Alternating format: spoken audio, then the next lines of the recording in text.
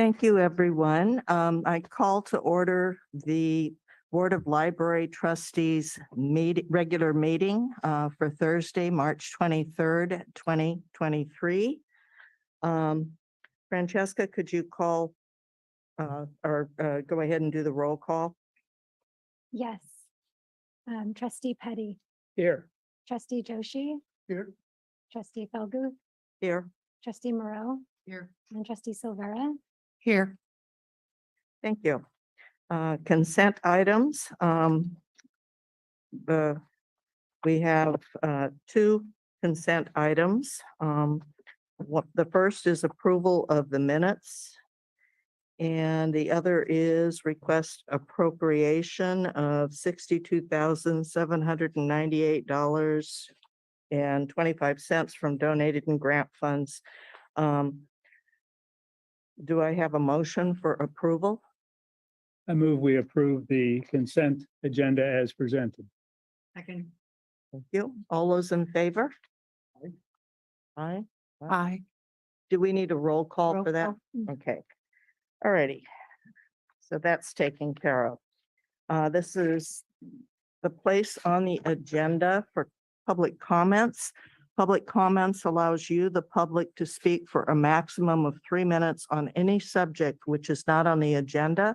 Any person or group desiring to bring an item to the attention of the library board may do so during public comments or by addressing a letter of explanation to the library director addressed to the public library at 625 Pacific Street. There's no one in the council chambers. Do we have anybody via Zoom who wishes? There is nobody on Zoom. I do just want to remind anyone who may be viewing on YouTube or Comcast Channel 25 that it is best to join via Zoom if you would like to make a public comment. The city's YouTube account has up to a 10-second delay, and Comcast Channel 25 has up to a 90-second delay. You may join by telephone by dialing toll-free 833-568-8864. Enter meeting ID 161-352-8864, followed by the pound sign to make a public comment. You would raise your Zoom hand if you are on Zoom, or you would dial *9 to raise your hand. So there are no public comments, but now that is the last that has to be shared. Thank you. Now is the portion of the agenda for public appearance. Item number 3, provide direction for building forward library facilities improvement program application. Brian, are you the lead on that one? That's me. Welcome, everybody. Thanks for attending. Nice to see you all here in person again, all the smiling faces. Great to see you. So, background of this is the Building Forward Library Facilities Improvement Program is a California State Library grant. In round 1, we had $313 million allocated to 246 California libraries. In this area, we only had 2 libraries that I'm aware of that received grants here. One in Monterey County, Greenfield, got about $1 million. And Hollister and San Benito County got $9.9 million for a new Hollister library. But there were multiple grants awarded throughout the state, as you see on that chart, and they still had funds available based on it. So they opened a round 2. Round 2 just opened up, and they're going to have a maximum of $10 million per grant application, and funds will need to be spent by June 30th, 2027. When they had their opening several months back, I was on some calls with the state library and I've talked through this multiple times with them. And they set aside what's called an LIPC, which is local income per capita. And the LIPC tells you what your rate of matching funds is. So for this, it's a matching fund of 1-to-1 with a potential of a 25% reduction, which means for every dollar that the state awards, that you have to spend 75 cents to that dollar, which could be in staff costs, it could be in facilities. There's different budget line items depending on how they award that. And just highlighting that our current building was built in 1952, and the last major renovation was 1984. And really, there are a number of items that are critical needs there in the library right now. And I know we've have our G4 Group 4 study done with the latest 2020 feasibility study, but we also have a 2007 facility condition analysis, and a lot of those items have not been done since the 2007 study. So there are things like, I know our PG&E costs have gone up based on us having inefficient HVAC, us having single glazed windows, older doors. There's a lot of items that in the long run need to be replaced. We have still some original panels with the screw-in fuses there at the library. So we have older electrical there in the library. The cabling for network cabling is older as well. So there's patchy kind of network cabling and updates for restrooms, ADA improvements. There's a lot of opportunities as well as we've seen in these last emergencies, the potential. One of the other things that I would be interested in looking at the cost would be solar plus battery backup, because when the library acts as an emergency center during like when we had the power outages in the area, we were operating off of a gas generator, and the gas generator you can't run 24/7 either. So really having something that's going to be sustainable for the community there when we have these power outages that have rotated in and out. Luckily, when we had our last power outage, we were able to provide internet based on where the internet was coming from. And I know a lot of people in the area lost internet, even if they lost power. So we still had that by basically having our power on through the generator. So those kind of things where if we can act as those hubs for people to charge. So that's why I think this is a really looking at this the state data on terms of our, like even our Senate District 17, in terms of our older buildings. So the oldest building in terms of last remodeled is Harrison Memorial. And then some of the other ones have been remodeled based on this past list, which was from 2019, 2020, when the last study was done by the state library. Live Oak Branch Library was done by Santa Cruz. Garfield Park, Pacific Grove has been remodeled since then. And Monterey Public is one of the older, including the remodeled in our district, that has not been having some kind of level of our last remodel is really the kitchen that was done, and that doesn't consider it a full remodel because there's so many other aspects that need to be done there.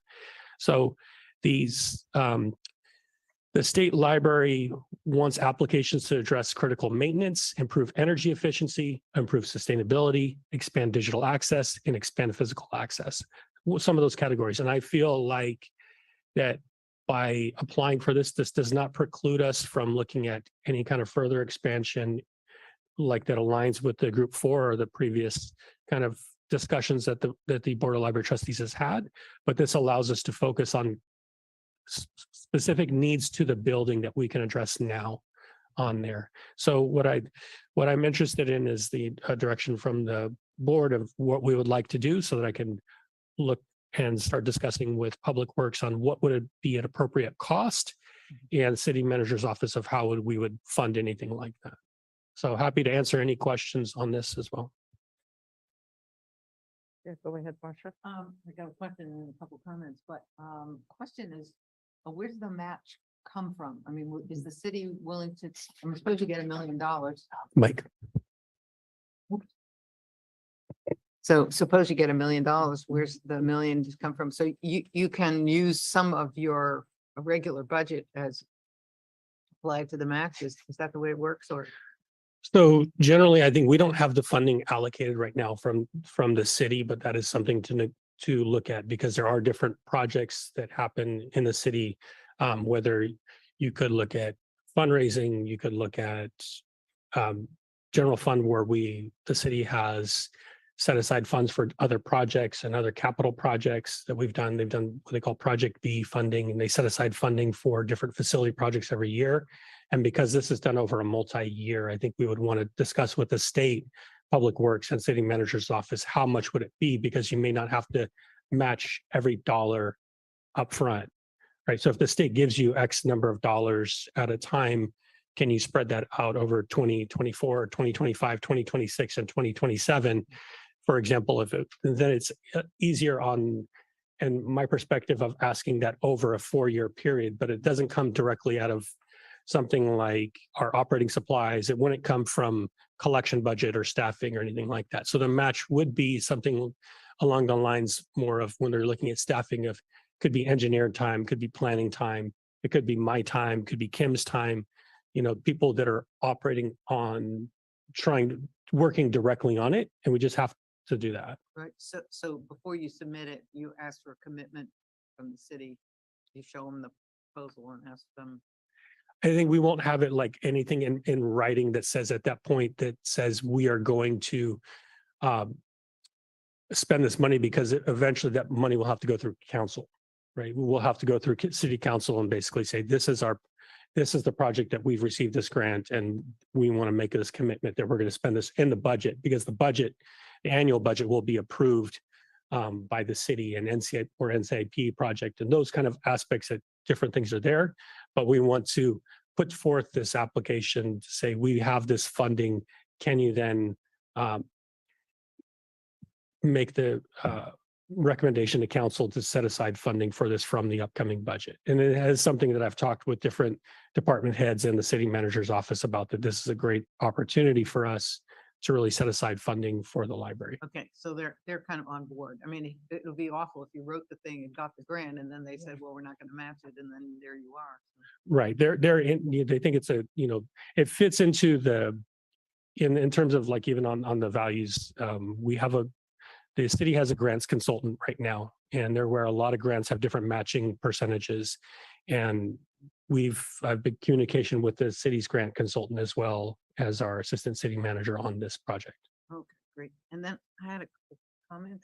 Yeah, go ahead. Seems to me that you probably want to, I mean, the library has so many needs that maybe you want to prioritize and look at the first one being something that's dangerous if you don't fix, and then or something you have to comply with. Like, I don't know, if you're if we're out of ADA compliance, that would be a good thing to address. And then you know, in improvements, the third, unless there's another grant source or something for ADA compliance, for example, something like that. I can add that ADA is not a building code, you know, so there are different building codes and different things come in. It's a different type of a law. So people can say, put in an ADA saying, you know, this is not visual. You know, there are different aspects to it. There are just so many different things, and ADA really evolves so much that I think that's where I would say is that on anything this, you have to put in an ADA contingency, that any kind of new construction, because it's when you start doing anything new, that opens it up to, that has to be to current code, and the code is generally done for accessibility. So then that way you're saying, okay, we're working on this. And that's why a lot of places, the city has are working on an ADA transition plan. And I think spending money on improvements that say, yes, this is ADA compliant. So for example, like our entry to the main doors at the library, where we're going to be replacing a lot of concrete in the next couple of months along there on Pacific Street, and making sure that slope is correct. Because there are certain things like that. When you upgrade slopes, the slope has to be at the current ratio. I see. So the way you are now, no one will come in and say you're not compliant. You have to do this to become compliant. The way you are. That's not the way. It's more like, well, people can at any time for anything, because ADA is something that people will file lawsuits on for different reasons, and then you have to come back and make something compliant. So you have to do your best for it.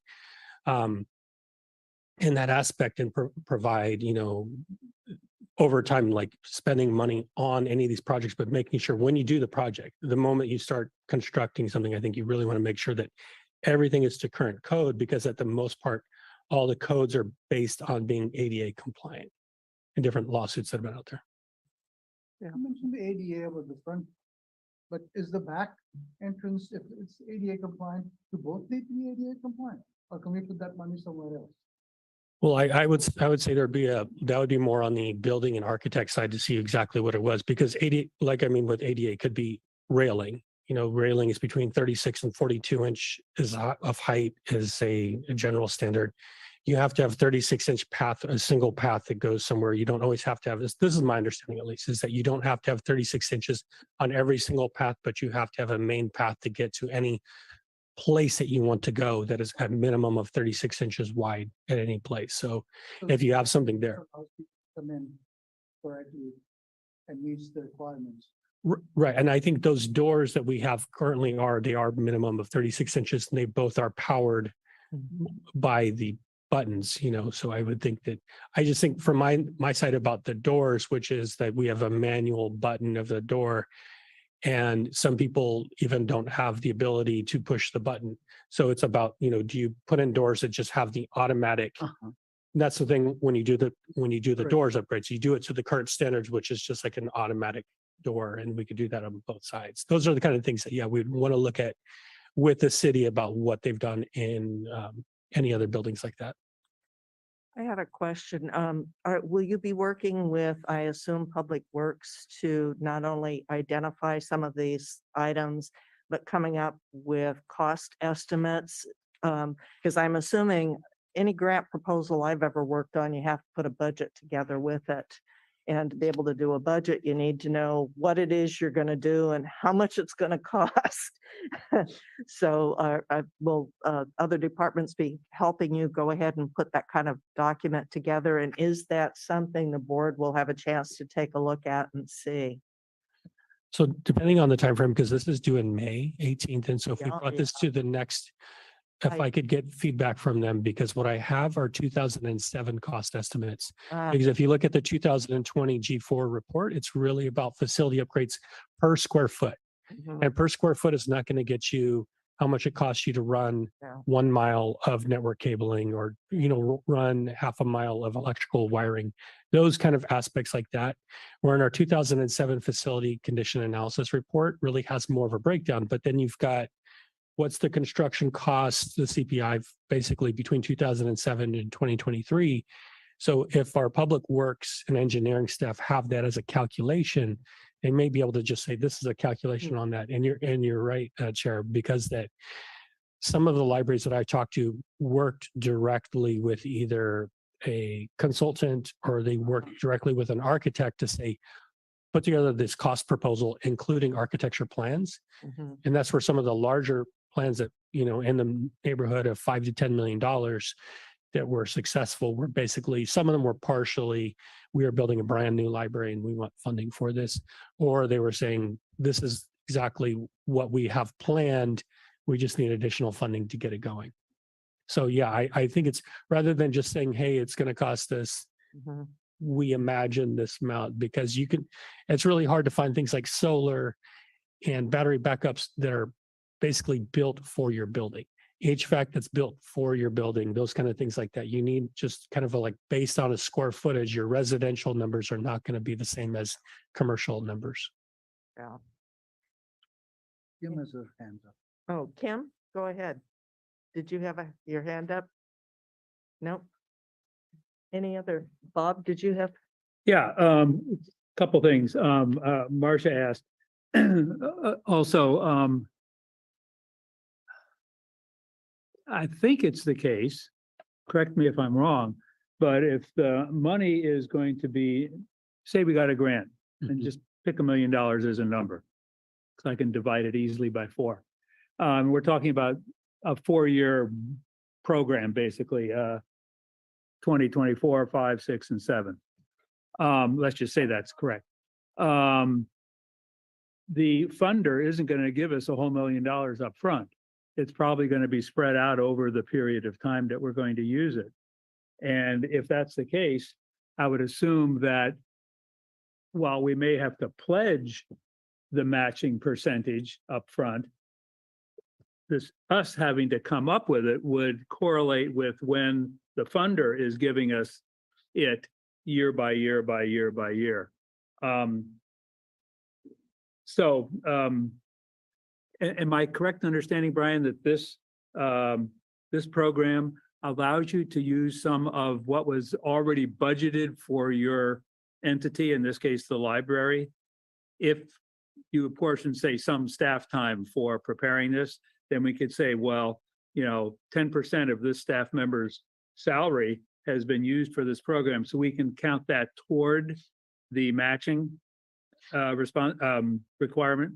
I will look through the application again, but what I'm familiar with the different California Yeah. State Library grant applications is that you can put staffing, architect fees and other Sure. items in there and then you do have to write out how many hours, Yeah, what's their salary, their cost and everything like that.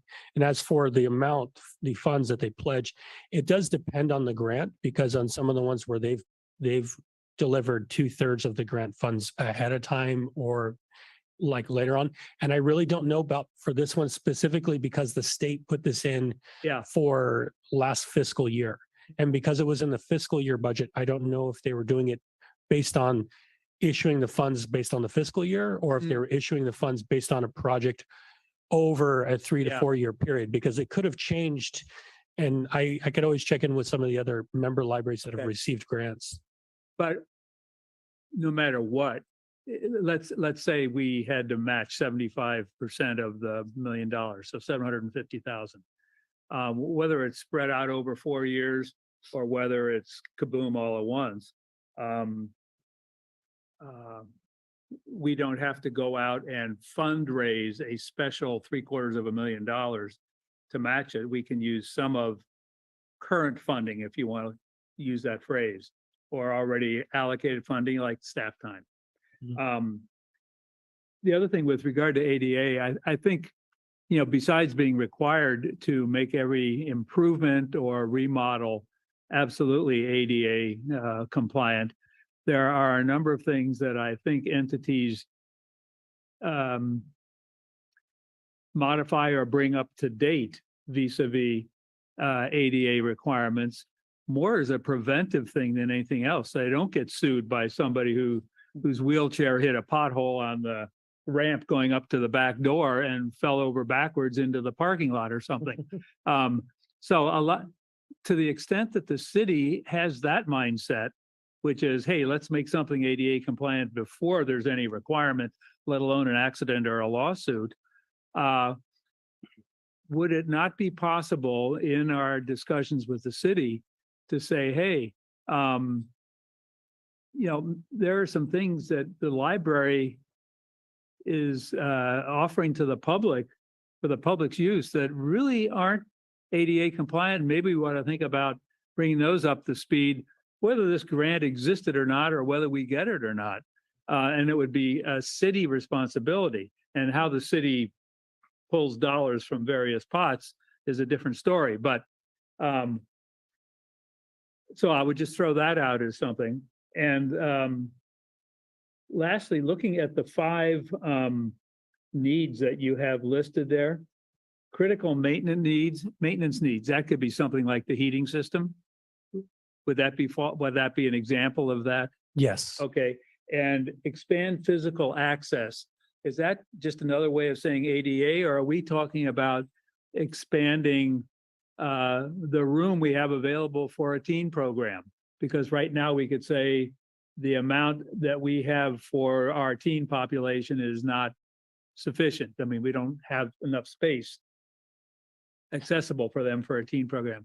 How does that last one is I have highlighted it. Right. And so that's one of the state guidelines right there, expand physical access. And one thing I recall from the first round when I looked at this, when the first round came out, I was actually working in another library. So I remember Sure. reviewing it and talking with the state about it at that point, was that from what I recall, and I could be off on this, was that they were not going to expand facilities. They were doing, unless they were really focusing on critical needs inside. So it might be something where expand physical access, where you say, okay, I'm going to transition this room into this use, and it's going to transition it into public use. Maybe you're remodeling your community room and you are expanding your teen area by taking over some other kind of space.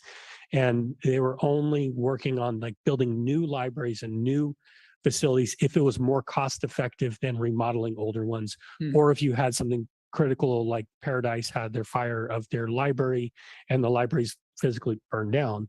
On those aspects where they don't have a library anymore, they were using the grant funds to build new libraries. So really the expand physical access you could write into there.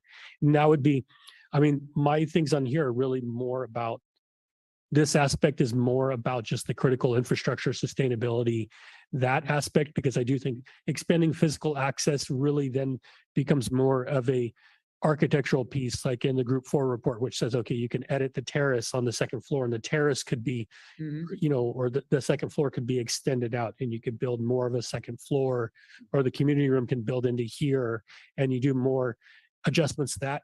And I think when you start breaking down walls and start working on that, that leads it to a much higher level of a cost. Well, where I was coming from is I know when we were spending hours and hours on the G4 report and discussing it and everything, one of what I thought was a fantastic part of the report was thinking about a way to enclose that back patio.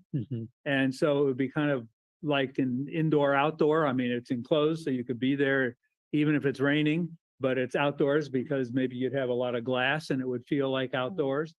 And that would increase access in the sense that we have increased the space of the library for the public to use. It has nothing to do with ADA and making it easy or appropriate for somebody in a wheelchair, let's say, to get in. But we have increased access to the library by repurposing, if you will, that space by, enclosing it in some way. So I guess just personally, I was hoping that that approach, that would be an example of something that could fall under expanding physical access. And let me just add, finally, I think this is a fantastic opportunity. And when the time comes, I would certainly support recommending that the board recommend that the director proceed with whatever it takes to file an application for this. And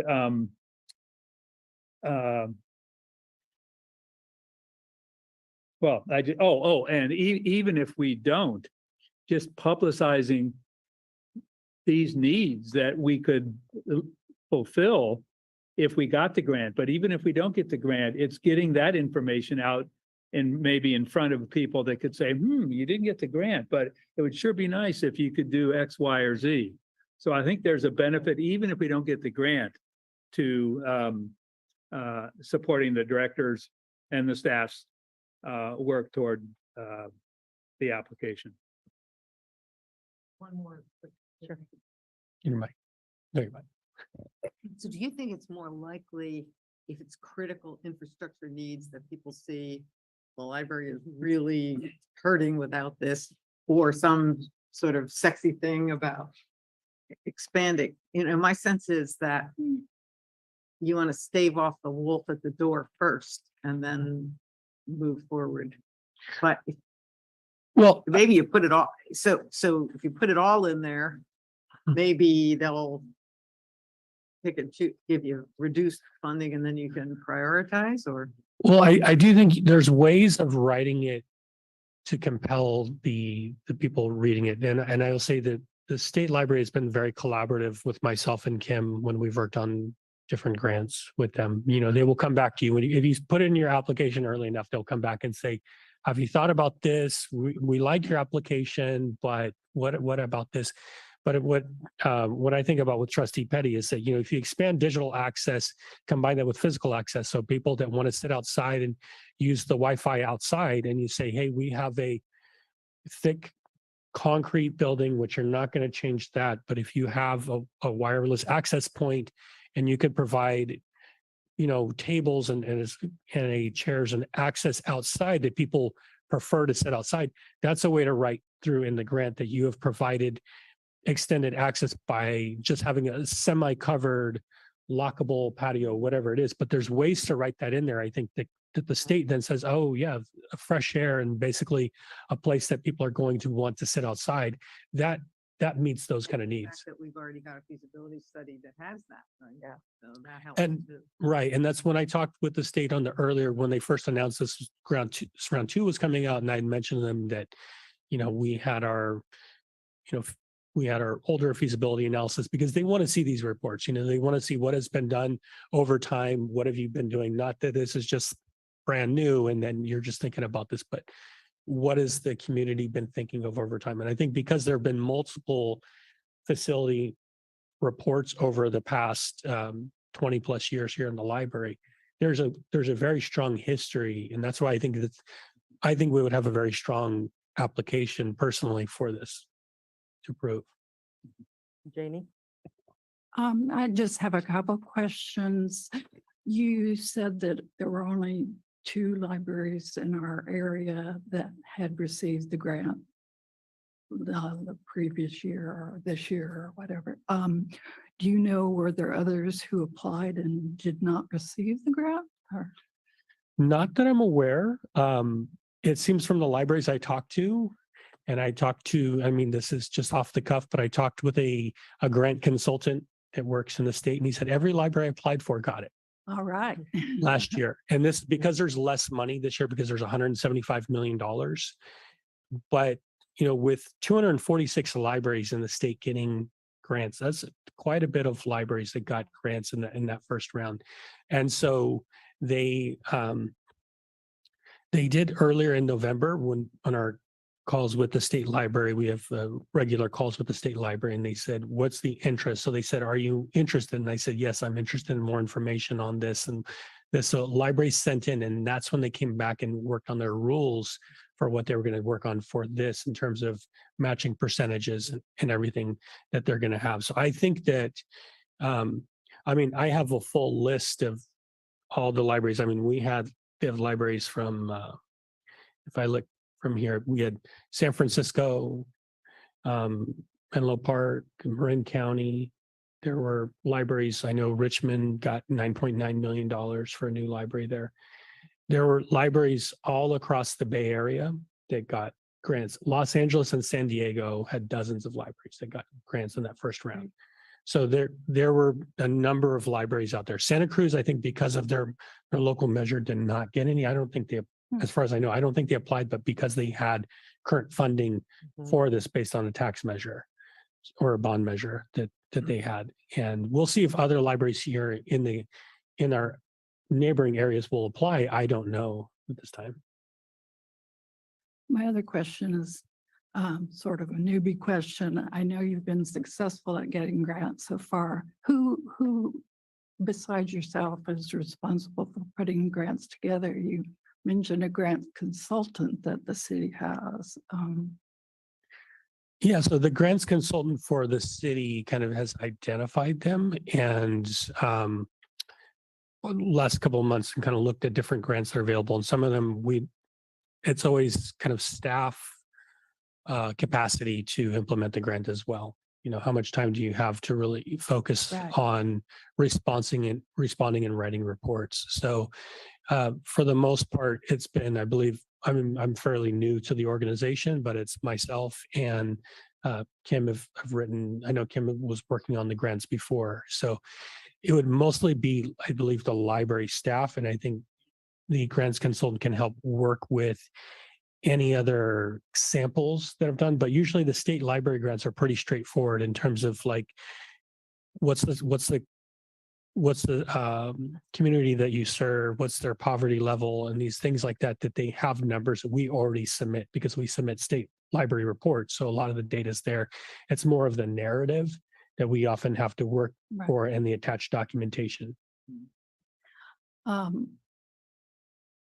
have a long history in grant writing, and some of it successful, but it was at CSUMB. I just wondered if it's appropriate for a board member to participate, help with the process, since I know it is time consuming, to say the least.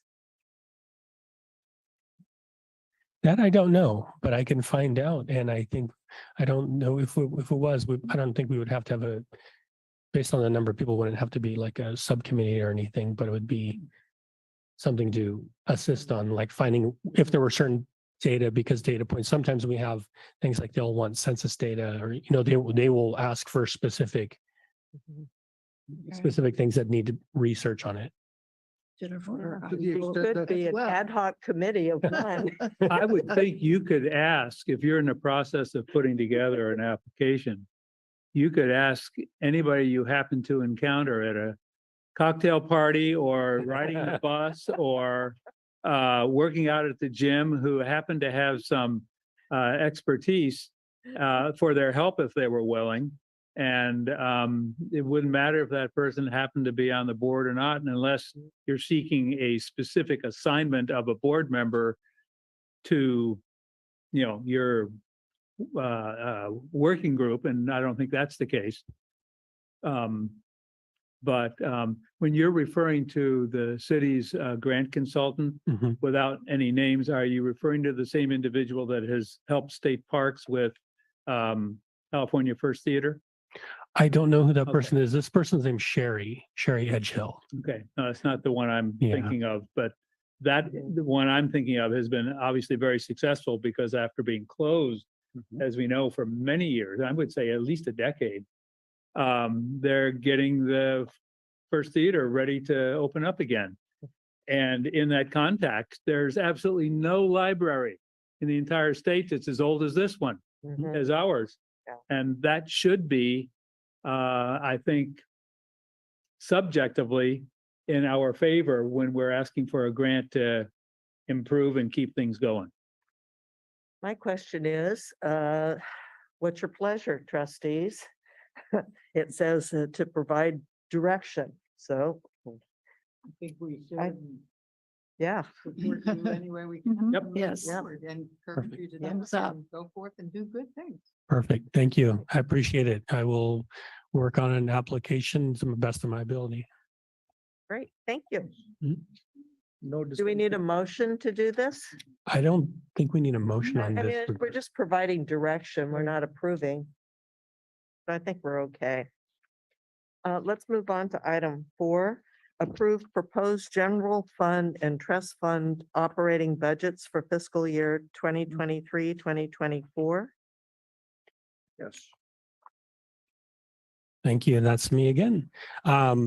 So we had our first budget for earlier budget meetings with the finance department, and currently working on the budget here with the finance, human resources, city manager's office.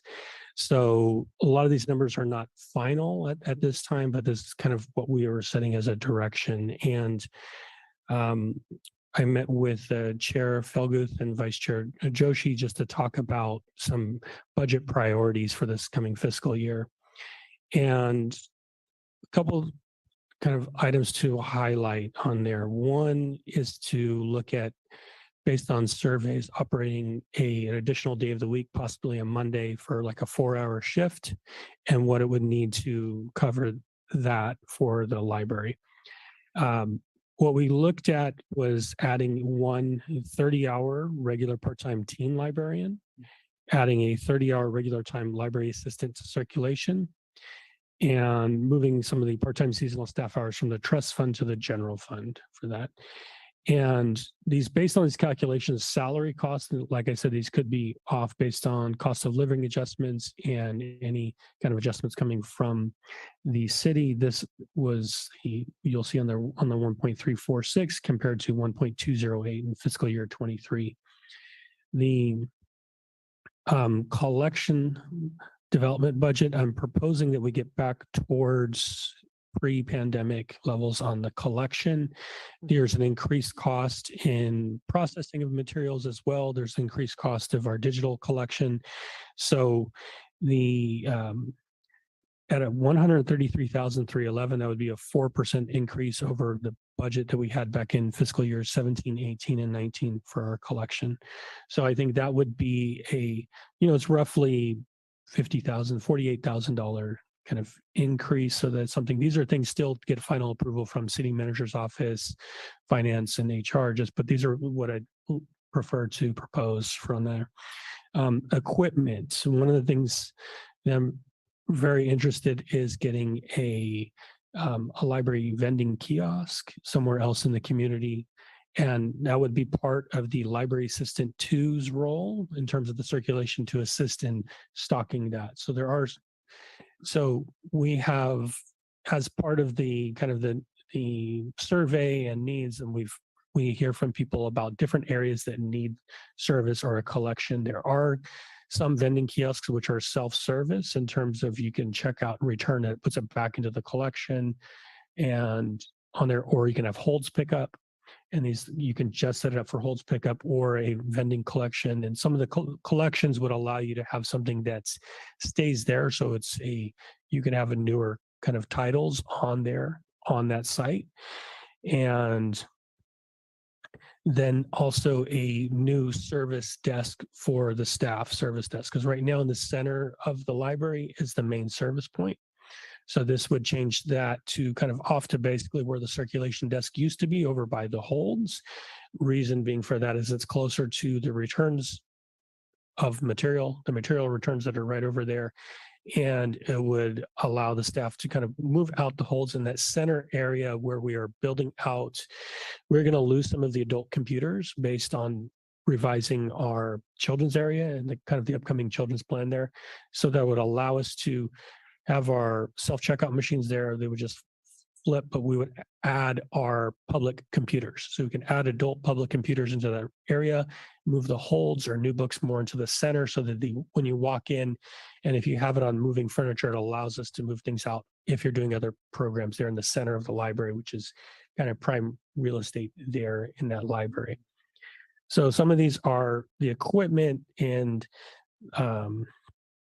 election staffing. These are the three kind of major items. There are some increases you'll see in different supplies, the memberships and dues.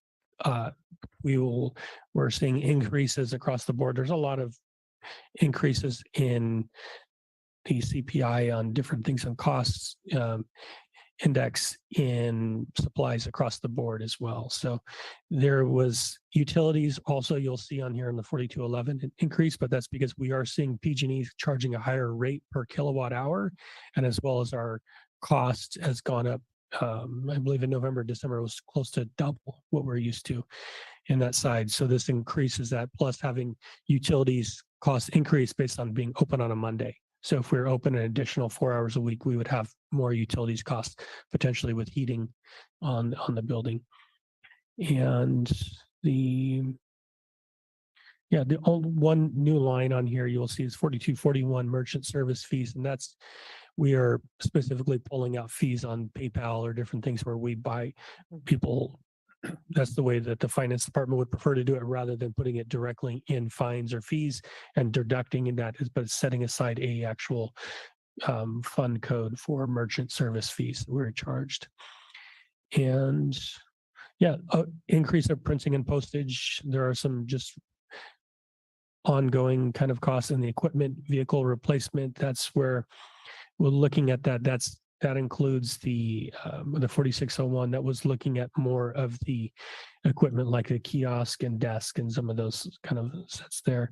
Info services, the 4602, that will be set by the ISD, the IT department. Risk management will be set, but these are just general numbers based on this current fiscal year of what we were charged. So those are charged, and as well as the vehicle rental. So some of those are inter service charges, which we don't have the ability to change, and the rough estimates you will see of the subtotal of the personnel is different than what I mentioned regarding staffing costs. And it's because staffing costs, I was looking at there's salary costs, but then there's also benefits costs, there's retirements costs, there's other aspects, there's risk management. So those are a rough number in terms of the personnel number, but the actual staffing numbers are also, all of those numbers are going to change based on estimates that we receive. And then we will see here the trust fund budget, where we have was also called personnel service. So that's the overall kind of personnel cost in a sense, printing and postage, operating supplies, and library materials. The library materials I did decrease from the trust fund for this upcoming fiscal year because I believe putting it in, we are spending right now for our collection budget directly out of the general fund first as much as possible. So that's where I'd prioritize putting more of the funding in there into the general fund, and then putting in a smaller amount for library materials. But we do have some trust fund, do have some grants set aside for library materials as well. And happy to answer any questions regarding this. Bob?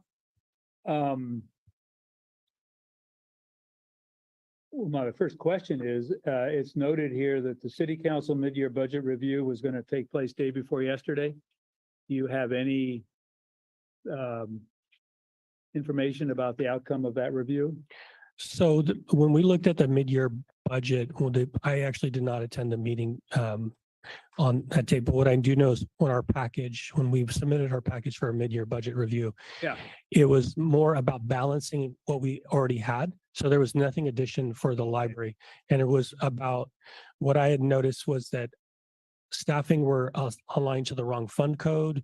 We had some things where basically we went over in one budget and under another. So it was more aligning our current budget to fit in there. And we are within our current, this fiscal year, we are operating just fine in terms of all of our supplies Well, and that's all of fine. our I budget. just didn't know what to expect out of Yeah. that review that was mentioned in the agenda packet. Yeah. So the question I have, I'm really interested in trying to visualize and understand a little bit better this self-serve kiosk that you mentioned. As soon as I read that and highlighted it here, I thought R2D2. But holds pickup. I mean, you go over to the shelves now where books are on the shelves because they're being held Mhm. for somebody who who reserved it. I mean, there could be 100 to 200 books there at times. Is this kiosk going to, expand and contract as we increase the number of books that are ready for people who've had a hold on it to come and pick up? Or how does that work? And if it's a self-contained collection, that makes me think of the little mini libraries you see on people's front yards where they've put books and you can come and trade with them, anonymously. But the holds pickup thing, I just recall a portion of I think it may have been in the read packet that Francesca gave us 1 or 2 meetings ago. You were responding to a concern by a mother with 1 or more children, and she wanted to go to the curbside pickup. And I thought you very tactfully explained to her why finally we're phasing that out.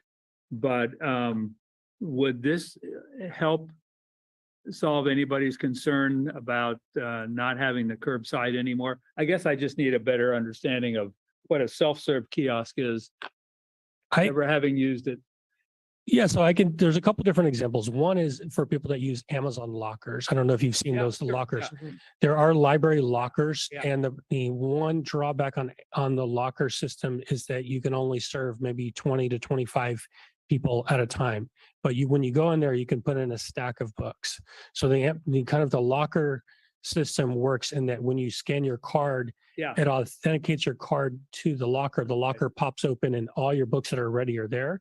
When you take them off of the pad, because all of our items are RFID tagged, it then checks them out and puts them onto your card. So the lock. We covered that in the G4 research we did. So they brought pictures of it from other libraries and everything. So part of the self-serve kiosk could be that. It could be that. There's that aspect. There are ones which have basically slots. Like if you remember the old vending machines where you pick B1, and Oh, it yeah. pops out, right?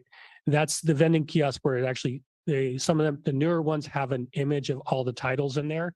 So you rotate through, you choose the title, Oh, it ejects the book you have. Or if it's a hold, so you're not picking your neighbor's holds up, you then scan your card and it ejects the holds that are on your card on there. So there's ones like that. So you have to really set it up. If you wanted to check out your holds, you really have to be very specific in setting it up, kind of like the way we do Bookmobile, where Bookmobile you set up that you're going, because right now Bookmobile will have people that are picking up at La Mesa or people that are picking up at Montecito. And with that, you set aside, this is my pickup location. So you set it up as another pickup location. You stock the bins with it. And then when people come to check it out, it can eject it. So really, depending on how big you want your hold collection to be, or you could just say just collection on that well, side. see, it sounds kind of cool, but on the other hand, right now, somebody to do that, they'd have to walk into the building, probably. But whatever. Right now, all I have to do is walk in the building, go to that shelf, Mhm. find the book that has my last name and my card number on it, and leave right after I check it out at the self-checkout things that Mhm. we already have. How is this? I mean, a staff member put it there or a volunteer put it on the shelf for me to come pick up. A staff or volunteer person is going to have to put it into this gizmo that drops it down in lieu of a bag of junk food, right? So how is it improving anything? I'm trying to figure out because to me, it's easy to pick up a book that's on hold. I get an email, it says the book's ready there. It'll be there for 8, 9 days. I walk in. So I think we look at the I'm saying this out of ignorance, not to be. no, it's fine. And I think the thing is like our service, it's more of an outreach kind of tool along the lines of the bookmobile. Uh, Because at the bookmobile where we're looking at people saying, hey, we used to have a stop at Casanova Oak Knoll, or we used to have a stop at Hilltop, or we used to have a stop at Schulte Park. And there's these different locations throughout the community where we used to have stops there. And these people that is it more convenient because the kiosk, depending on the vendor you get, because we have a very wet climate, is you want to make sure you have a kiosk that can be outdoors because there are indoor ones, there are outdoor ones. And if you buy something for outdoor, you have to really make sure that it's made for outdoor climates. I know I've talked with people that do these in King County, Washington, outside of Seattle, and we have very cold climates or places in Wisconsin that have snow. You have to work on areas like that have had very similar climates to ours that can do it, because then it becomes, I can go there on Sunday morning and pick up something. I can go there on Monday after work and pick up things. So for that, it opens up more access depending on where it is and whether you set it up for 24 hours or not. And that is all things to kind of figuring out the best placement for it, I think would be part of it. But it is for the people that want it like in a community center or in a senior center, that kind of thing could change what collection you buy, you know, whether it's children's collection, whether it's adult, whether it's large type, and do you put it in, like I mentioned, holds or not. So it really depends on what the focus of what we would want to get. But I do think getting one of these would help us in terms of like we get the number of communities that say, yes, we would love to have a bookmobile stop. And we can't serve all of them. You know, we can't stop by all of them. But if we went through, and one of the machines that I have worked with does have, like, if you just keep it as that, it does have a recycle function so that when you return a book, it puts it back into the stock. So the next person can check it out rather than putting it in a bin and staff have to manually put it back into those different slots. So you return it to the machine, it's going to make it re-available, so to Exactly. speak. But, and does the borrower get to say, I want it inside on the shelf, or I want it outside in the kiosk, or what determines what book on hold goes here versus there? It'd be like just setting up a bookmobile pickup site where we, Okay, you know, you just set aside, I want to pick this up. And I know Yeah. some libraries that have done these across the country have extremely long wait lists. Like the people that have the sure. lockers or the kiosk, a lot of times have very long wait lists for people that are used to working long hours. Did you have a question, Yes. Harish? Tell me what's inside this info services item. What does it cover? So this is our this is our information services division. This is an internal service cost. So basically the ISD, which is our IT department, they charge different departments for their service. So this could be Microsoft service. This could be our laptops. I see. This is all things that we don't really, this number right here, this 4602, Right. this is not something that we have the ability to change because they charge an inter-service cost, network costs, all of these different things, security, they charge it to every department. Related to that, some time ago, I was talking with David, who said that our Wi-Fi system is very old and needs upgrade. Is that anywhere covered in this? Or So we are upgrading our Wi-Fi later this year. I don't know what month. I believe a lot of products, I don't know if this is one of the products that was backlogged from supply chain or not, but I talked with our IT director, Angie, regarding this, and we are getting our Wi-Fi system upgraded. And so that would be, yes, that would be charged here to 4602. So they would ISD, like when they're replacing printers, like public printers, that would be, they would be charging it out of here rather than us charging from another fund. If we had something else, like when we did the self-checkout machines, that was something additional we put in, so we did pay for that out of other funds. But print systems and things that they already have planned in 4602 are coming out of here. Thanks. You're welcome. Marcia? I just want to make a couple observations and to thank you for putting the teen librarian. I love the fact that we collected budgets going back to where it was before. Love the fact that it's going back to where it was before. That's really wonderful. I also wanted to point out that some of the biggest increases are the ones that you have no control over, which we used to call in the university world chargebacks. The Mhm. people, the other agencies in the city are charging you back. That is the internal service charges and the utilities that they've really gone up, over the last couple of years, and you got no control over that. So, and then just a question here. So the city you've submitted this to the city and nobody's balked yet? Not at this time. I mean, we just put it through our numbers through to the city, and I've had some preliminary discussions with the city about what their highlights are, what we are looking at here.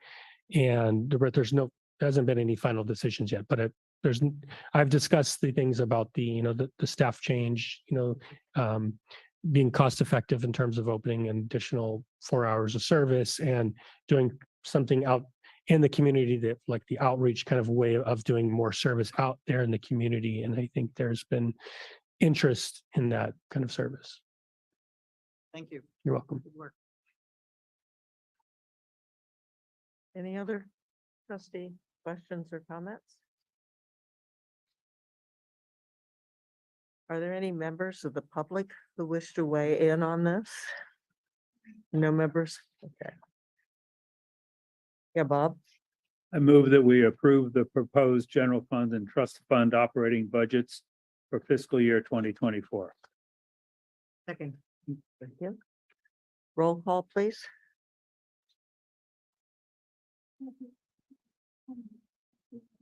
Aye. Aye.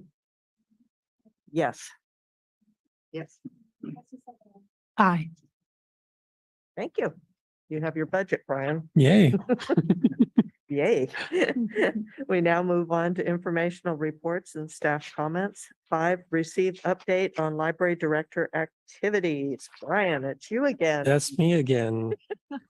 A packed house here, right? I know Kim will be speaking shortly too, but we had our new children's librarian, Bianca Navarrete Lopez, started on February 16th. So I noted before, but just to highlight that she is working here with the library. We're glad to have her on there. I drove the bookmobile and provided outreach to the Bayview Academy campus on February 24th. That was always a great experience driving the bookmobile and serving the kids out there. Cannery Road Days launched on March 12th. So some of our events are happening. Please take a look at the calendar. And I recorded the talks. I just have to get those digitized so we can get them up on their YouTube page. Our chocolate and wine benefit happened on Saturday, February 25th. Thank you for everyone who supported, attended, donated. It was a fantastic event. We had over 250 people.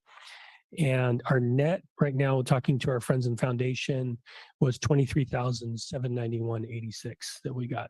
So it was a really strong event, a lot of great donations and really positive feedback from everybody I talked to about it. Our final check received from Community Foundation for MC Gives was $53,710.72. So that money is going to be going towards our children's area redesign. And March 10th and 11th, we had our power outage. So we looked at making sure we had our generator there, and thanks to our public works for dropping that off and making sure we were open to the public. And we decided those days that we opened up the community room, we opened up the solarium, put out as many chairs. We put chairs in the lobbies. I know some of our commissioners, I saw you, coming by, and people just coming to charge their devices or connect and making sure they're okay. And we start on the March 10th at noon is when our gates started working. We had 474 on that date and 672 on the following date on March 11th. And it was really positive to see like this being able to serve the people during those kind of events. So that's why I think, these things like the building for it's a great way to go forward about how we serve people in the future.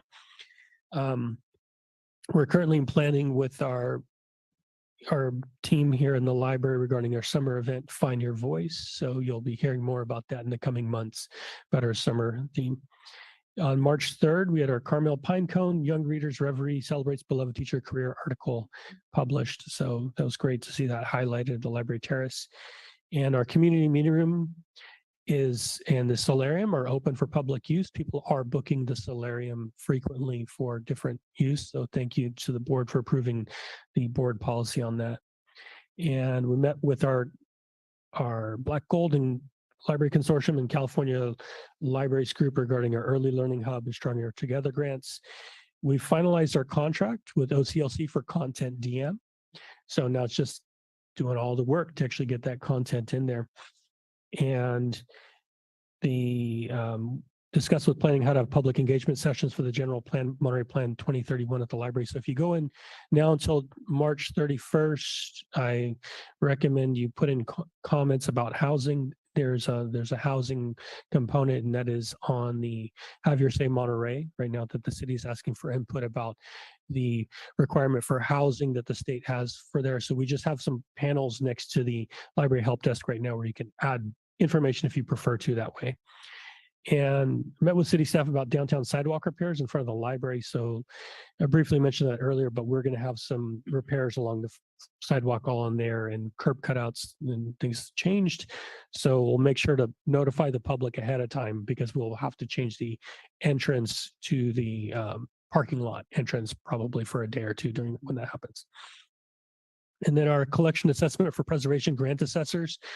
We worked through Colton Hall, the old jail, our vaults, and we're waiting for a draft report on that. But that was looking at how we store our collections, facility concerns with the old jail, Colton Hall, those kind of items there. And it was a consultant for collections. He is a San Jose State University library science professor on digitization and photography, and the building assessor was a principal architect and founder of ARG Architectural Resource Group from San Francisco. So that was a great couple days program looking at those spaces. And I can say one thing that we looked at that really sticks out in my mind is we've had candlelight programs in there for years, and really there's no fire suppression in that building. And those kind of things that were the safety of, tradition versus safety. And I think safety wins in my mind for that kind of building there, that we really have to focus on those kind of things. And we've been having our expanded Path of History project with Page and Turnbull and our Buffalo Soldiers exhibit, and talking with our artifact specialist about calling this based on the kind of the content, the exhibit, and his work with talking with groups is calling it the 1902 exhibit. So right now we're looking at blowing up we have to get some photos, remastered because they have the digital versions have a little issues with them. We'll get those up to date. But if you go into Presidio Monterey Museum, you will see one of the Buffalo Soldiers in the exhibit right now, and we've updated the 2 mannequins. And we had to take down the replica mural over at Cannery Road, Bruce Harris Way, which is in the packet due to damage in the wood frame from the storms. The storm actually knocked out like one of the posts loose and knocked it off the frame. And I came by and the image was just waving on there in Cannery Road. So I called Public Works and I said, I need this taken down as soon as possible. And the art's there. So I'm trying to find the best way forward to get a replica. And the original painting that's there of the Wing Chong Market and Cannery Road by Bruce Harris is actually at an ophthalmologist's office over on, I believe, on Cass Street. So I took photos of that. And working on getting the Kalisa statue repaired over there on Bruce Harris Way, where somebody had bent the wine glass that she was holding in her hand. So you'll see she's got an empty hand, but we're looking on getting that repaired in the coming weeks. And also working with a company called Story, but it's spelled STQRY, regarding building an app for Explore Monterey, because right now we have it as a phone tour and it does some web based on there for the Explore Monterey, which highlights the different sites. So you can call in and there's these QR codes. Story bought out On Cell, which was the company that had the phone tour. And so we have the ability to build an iOS and Android app that would really highlight the path of history. And the Explore Monterey is something that we work with through state parks. So I've been in contact with them about what their plans are, because I think having an app that highlights the path of history for Monterey and possibly integrating our museums would be a really interesting addition and cost effective in my mind for what we already do there with them in a project. So I'll be working on that in the next couple months. And with that, happy to answer any questions about any feedback. I just have one question about the photos that are in there. There's one with a whole bunch of people in the library. I didn't know if that was chocolate and wine or if that's the day that the power went out. Or... Oh, that's the chocolate and wine. Okay. Okay. Yeah. Then Yeah, this is the us. one on the front, which has Susan Sillinglaw and Greg Kaye and just a, That's our County Road team minus Andres. Unfortunately, Andres wasn't able to go. But yeah, this is our Cannery Rose group, where Susan Schillinglaw and myself, Tim Thomas, Greg Gallier, and well, I think is that Charlie the dog, and yeah, Rebecca Mostow. So we have our different folks in Gilly. He was a Gilly from why am I drawing a blank? But Gilly's an expert in Hopkins Marine Station. So we are, yeah. So this was our group that's been planning a lot of stuff. And this is in front of the JACL hall. thank you. Mhm. Anyone else? Yeah. Yeah, Bob. The bent wine glass on Khalees's statue, is the assumption that that was vandalism? Most likely, yes, because it was bent and kind of we've broken off, and we have it at least, and we have a very reasonable estimate that I just got earlier this week on getting It repaired. just caught my eye because years ago when I was volunteering for the police department, another volunteer and I would walk a beat. And we would go all the way from here where the police department is, all the way down as far as Khalees's. And that would, and we'd stop there and visit with her for a little bit and then turn around and walk back. And she was just, a wonderful person. So, even if it's a small thing, I would kind of like to see that as a priority. You mentioned that the thinking about getting an Explore Monterey app and would involve working with state parks. I just wanted to mention that I had nothing to do with it other than to share it with the public once it was established. But as a docent, since I've been a docent at Point Lobos, they have created, to use the jargon here, kind of an Explore Point Lobos for visitors app. And they can walk around at different locations throughout the reserve. And I think that's a similar idea here. And obviously Point Lobos is state parks, as is, what you're talking about here. So maybe there's a connection that can be, not to connect Point Lobos with the library, but the technology and the planning and the how to set it up and all that might already be, in somebody's file somewhere. It is, because it's all on the on-sale platform, which is now in Story. So I have connected with state parks with it, because I think they shared with me the updated signage. Because one of the things that I did ask them about is that if you walk a lot of our Explore Monterey or the path right now, the signage that we have here looks to me like utility signage. It's as like a call number, and it's not very attractive. It's hard to see that it's actually a path of history. Wherein I believe at Point Lobos, they actually had a local artist create the downloadable path signage.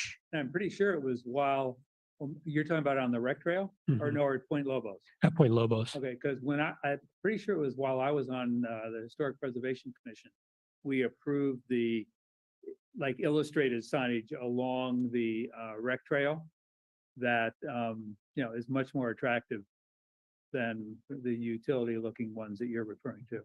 Mhm. So there's also a precedent for that. That state parks thing will let you download something. It's such a huge file, it takes forever. So most people don't bother. Any other questions or comments from trustees?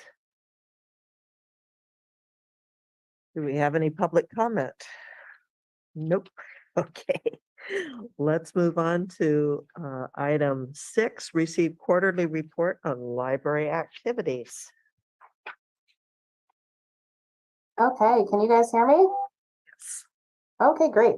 So I'll just do some highlights. One of the new programs we did that was surprisingly popular is we did a puzzle exchange. It kind of fit in with the winter weather. We had over 43 people and 60 puzzles exchanged. And a lot of people thought it was such a great idea. They want us to do it again. We did our annual winter reading program again from January 28th through March 9th. And we did that again for all ages, youth through adults, and they were able to read 6 hours and earn a free book. And so that had that was well received again. Also well received again was our repeat blind date with a book, or we did this year one called Secret Valentines for Kids. And that is where we have volunteers wrap the books in wrapping paper, and then we put some like snippets, like teasers on the front of the book, and you check it out and it's a surprise who your blind date or secret Valentine is. And then they come with a survey that you can fill out to say how you rate the book and how it turned out for you. And then the people who return those surveys are entered into a prize drawing. So almost all the books that were wrapped got checked out and everybody loved it once again. Mary on the Bookmobile is doing a great job. She's been doing a series of STEAM programs, and the one in February was a Valentine's Day card using paper circuits. So she usually does that at the Montecito and La Mesa stop. She'll set up some tables and bring out all the craft activities, and we'll bring another extra staff person or two. And the paper circuits one, she had 77 people there making paper circuit greeting cards. So that was very popular. And then it's not on the Bookmobile, but she teaches a sewing class for students that's been going on once a month, and that has remained really popular. And we're going to expand it coming up here in the next couple of months to do a tween version, so slightly harder activities for the older kids. Or, you know, it's usually half and half. She says half the people are repeats and half the people are coming for the first time. And then, you know, it's the middle of this, you know, this actually the second half of the school year, but we're still getting a lot of class visit requests. We had about 10 over the last 3 months. And that was all the kindergarten and transitional kindergarten classes from La Mesa Elementary School. And then we also had Monterey Bay Charter School kids here. And so they come to the librarian hosts them, gives them an introduction to the library. We usually collect the library card applications in advance so we can hand out the cards to all the kids and they can leave with a book. So that's kind of surprising for this time of year, but maybe it's representative of the fact that we didn't have a youth librarian at the beginning of the year doing outreach to the schools. And so we've kind of had this trickle in effect where schools have reached out to us because they want the service, and we didn't chase them down to begin with, but they know we're here. So that's good that they recognize we're here. And then I forgot to mention it in the report, but we have been still using Stephen Rubin, a volunteer, for technology and ebook help, which really helps free up some of the staff time for training people who need kind of one-on-one assistance with learning how to use ebooks.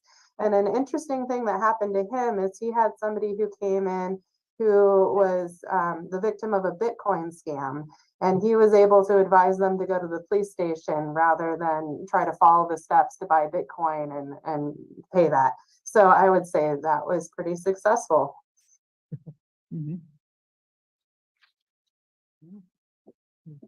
Good job.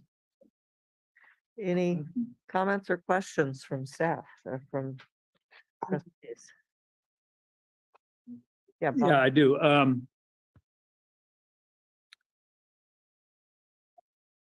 I'm looking at Brian. I should be looking at my screen here because that way I can see Kim. But at any rate, with regard to the puzzle exchange, Mhm. as you said, a number of people have asked if we would continue that. Does it look like we will? Oh, yeah, I think so. We just want to space it out so we don't overwhelm people right away. So maybe, sometime later this spring or um, I don't know. It'll probably be less popular during the summer, but we'll find another time to host it.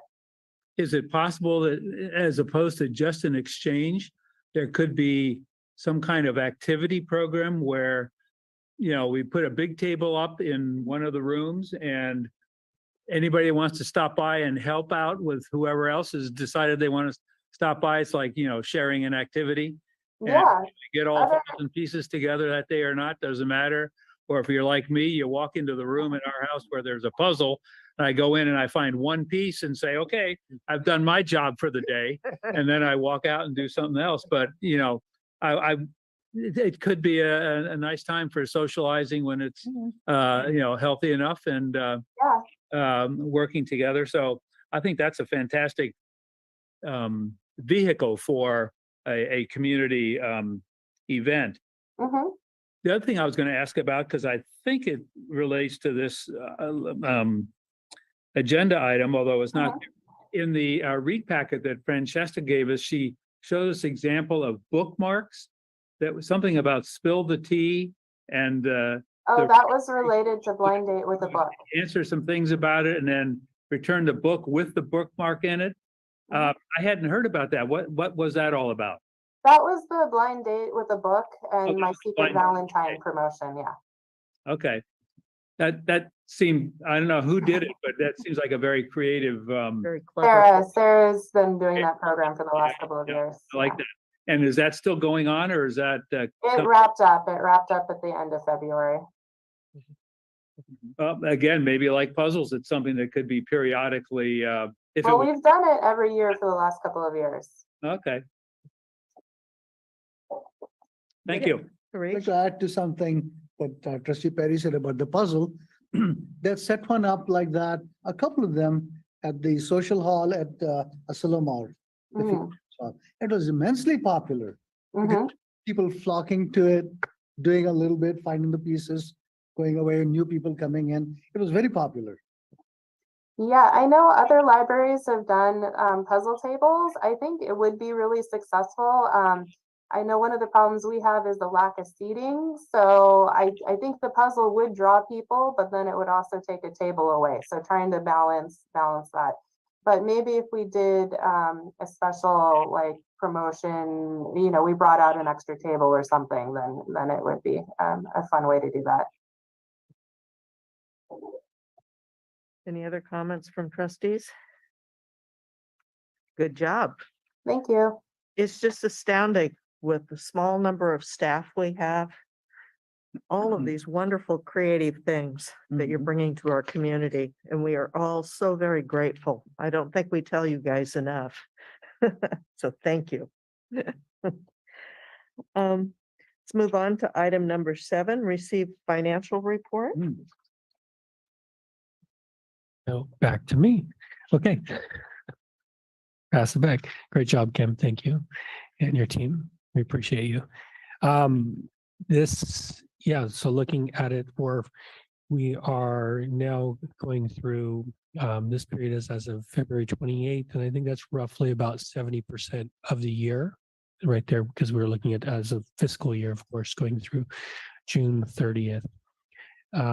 So you'll see this, what I mentioned earlier about when we were looking at our budget, that we are within our numbers, and there are some numbers that have not been, budget numbers have not been encumbered, and I will find out more when we work on our budget about those inter-service charges, because they're, roughly at about 58%, I think it was, not at 71. So that's where, when we get this new budget filed, I will find out what the accurate numbers will be. So yeah, as you'll see here, we are spending primarily out of the general fund rather than out of the trust fund. You'll see the highest number, of course, for the trust fund is reader services, but that is a lowest number. That was only budgeted 1,750. So, but really over the trust fund is only 25%. So that includes some staffing in there. So I think we are moving on track in terms of operating a balanced budget here in the library for this fiscal year.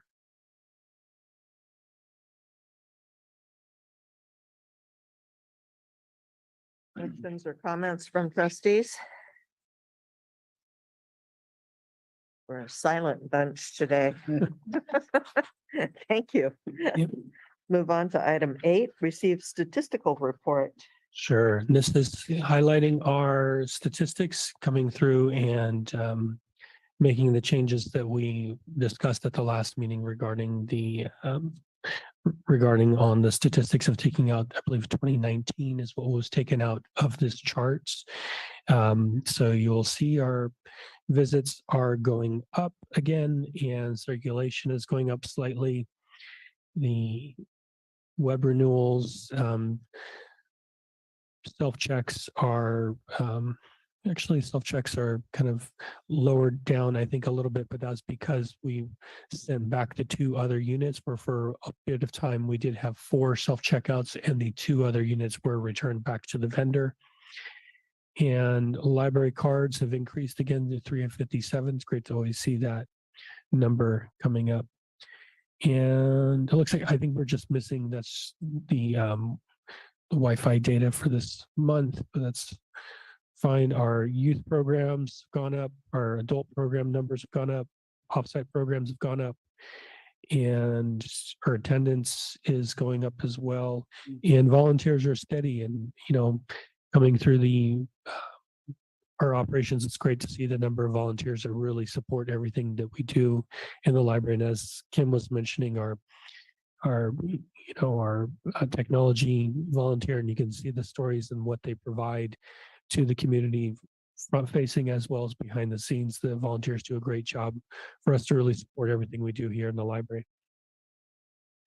And other than that, happy to answer any questions, but looks like, once we get all of our wireless numbers and everything, especially for March, I'll be interested to see what those numbers are, because with the current Wi-Fi system, we do have a cap on number of people that can be on the network at any given time. I believe it's 100 or 120 at any time. And when we were having our emergency status kind of here, we were exceeding that number. People were not able to get on the Wi-Fi based on us, like all the licenses were expanded at that time. So figuring out a new system so that on events like that, you can exceed that and upgrade our cabling so we can have more people on the network, and upgrading as Commissioner Joshi mentioned regarding upgrading the Wi-Fi, that those IP sites, upgrading all of that so that we can have better Wi-Fi accessibility in the future. Great. Yeah, Marcia. Interesting comment. Now that we have the February 20 data, we can see everything's increasing, but the visits are still half of what they were in February 2020, which is fascinating. We're working up towards it, but we're still not back where we were. And, maybe that some people are still pandemic phobic or whatever. We're making a nice recovery, but, maybe it'll just take time to get back to where we were. Yeah, I'm seeing that too. And also there were 7 days then, and now there's 5. So that has something to do with it too. Yeah, Bob. Yeah, I'm glad you added that last piece, Marcia, because I think a lot of that difference that we haven't made up yet, it was because we were open 7 days a week back then, and now we're only open 5 days a week and fewer hours per day. So I think it has a lot to it. And I can't let a statistical report go by without commenting on my favorite topic, which is the service provided for and response to programs for adults. And there are, far fewer. And I'm looking at those same 2 years, let's call it the pre-pandemic year, the 2019, 2020 with the more recent 2022, 2023 data. And there are far fewer adults attending programs in total because there are far fewer programs recently than compared to several years ago. But if a little simple arithmetic, and you'll see that the average attendance of adults per adult program is almost 50% higher than it was back then. So fewer programs, fewer total, but per program, it's almost 50% higher. And I don't have to tell you what I think that says. So kudos and a pat on the back to whoever's most responsible for continuing and maintaining the adult programs. Any other comments or questions from trustees? Alrighty, then it's time for trustee comments. Janie, let's start with you. Nothing really, except I was really happy to see the turnout and the participation at the wine and chocolate event. It was just wonderful. It was like old times. Thank you. But better. Marcia, No comments. Harish, I was one of the lucky people who lost his power for many days in a row. And I came to the library, delighted to see the lights on. I took full advantage of the recharging of my phones and everything. So thank you for taking care of that. One observation there was that the connectors for the phones, most of them are the old types, which nobody wants. And there's a critical shortage of the lightning connectors for the iPhones. So people kept coming there and saying, can I borrow yours? Can I borrow yours? So that would be a good thing to have. But Thank- thank you for keeping the library open. Yeah. It was a lifesaver. Bob, Don't the connectors come with phones? I mean, the little plug and then the You know- other goes into the AC? We don't think about bringing it, right? Oh, you forgot to bring it. Yeah, most Oh, people well. don't. They say, oh, Really? there's a charger Oh, there. I'll Okay, just plug it in there. oh, And then you go and discover that it's okay. not the okay. compatible one. Yeah, I mean, if we provide an AC plug for them, I think that's a good step in the right direction. Anyhow, nothing more to add, except I'm real pleased with the progress we're making in many directions, and I'm eager to hear how the proposal for that first grant that we talked about at the beginning of our meeting, how it has developed when we meet again in April. thank you. I'll just kind of add on to Bob. I'm very excited that we're looking at grant funding to be able to do some of the things that we want to do, and our current budget just doesn't permit. And I am extremely happy that we're coming forth with a budget proposal or the augmentation that addresses some of the priorities that the board established earlier on, primarily teen librarian, yay, and adding 4 more hours per week. That would just make my year. So guys, just keep doing what you're doing. You're doing a great job. Thank you. Your community thanks you. And with that, there's nothing else. Meeting is adjourned.